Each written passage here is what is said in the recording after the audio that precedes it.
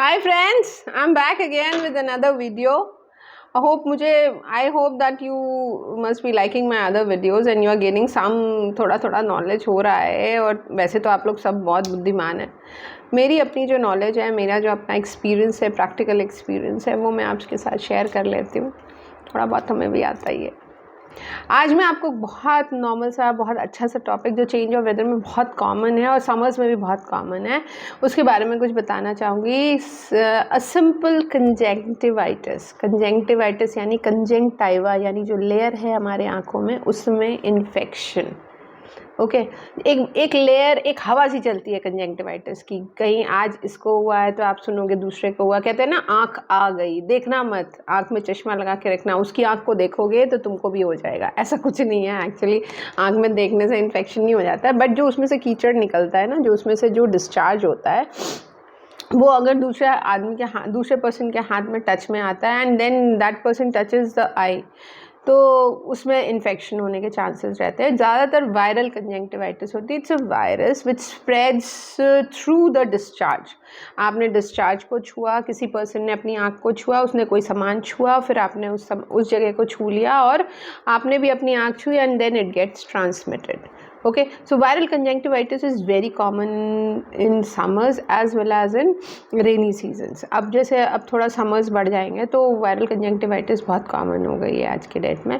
So what happens? This eyes become red, swollen, watering of eyes, ये सारे symptoms आपके आना शुरू हो जाते हैं.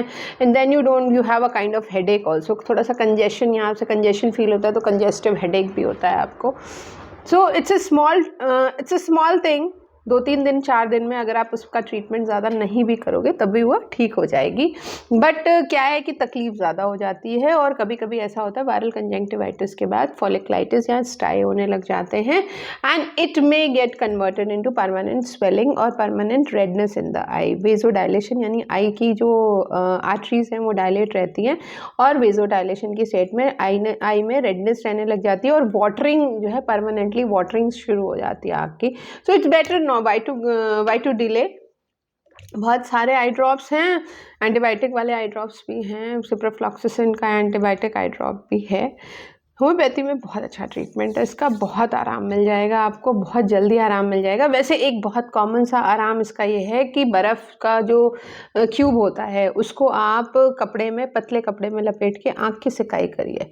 जिससे क्या होगा कि आपका जो है वेजो कंस्ट्रिक्शन का स्टेट आएगा, मतलब आँख में जो बहुत ज़्यादा डायलेटेड वेसल्स हैं और रेड हो रही है तो आँख की रेडनेस कम होगी और सूजन कम होगी। There are few medicines, very good medicines in homeopathy which helps you to recover in just 12 hours or so. 12-14 घंटे में उसमें आराम हो जाता है। ये एक बहुत बड़ा मिथ है कि होम्योपैथी बहुत देर से काम करेगी, बढ़ाएगी और तब कम करेगी। अरे भाई, फीवर को बढ़ाएंगे तब कम करेंगे तो पेशेंट आगे पीटेगा मुझे। ओके और किसी भी एक्यूट डिजीज़ को हम कभी भी बढ़ा के काम नहीं करते हैं। ये क्रॉनिक, ये एक बहुत बड़ा पुराना मिथ है कि होम्योपैथी बढ़ाती है और उसके बाद जो है कम करती है।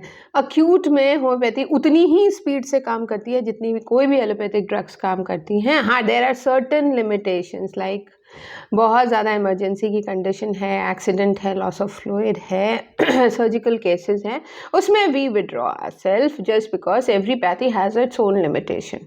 Okay, so in acute viral conjunctivitis, let me come back to the same topic of acute viral conjunctivitis. इसमें हमारी एक मेडिसिन है एपिसमेल. एपिसमेल बहुत अच्छी मेडिसिन है. इट वर्क्स ऑन एपिसमेल 30 पावर में बहुत अच्छा काम करती है एक्यूट वायरल कंजंक्टिवाइटिस में. Then comes the belladonna.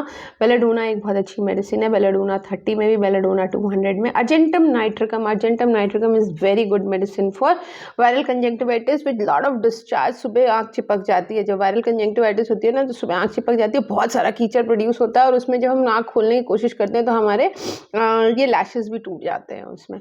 Okay, so argentum nitricum is another medicine. Then we have Merxol. Merxol 30 is a very good medicine for these kind of sticky discharge. Sticky जो discharge हो रहा है आपका. फिर आता है आई drop पे, यूफ्रेजिया आई ड्रॉप, WSI की यूफ्रेजिया आई ड्रॉप और WSI यानी जर्मन वाले जो आप कहते हैं ना, विल्मर शॉबे वाला, Euphrasia eye drop, Cineraria eye drop, they are known. अब क्या हो गया, इन्होंने नॉन अल्कोहलिक वाला, पहले होता था कि ये बना जो आँख में ड्रॉप डालो तो बहुत ज़्यादा पर ऐसा लगता था बहुत ज़्यादा बर्निंग हो रही है आँख में। अब ये अल्कोहल फ्री हो गई हैं, सब की सब अल्कोहल फ्री हैं।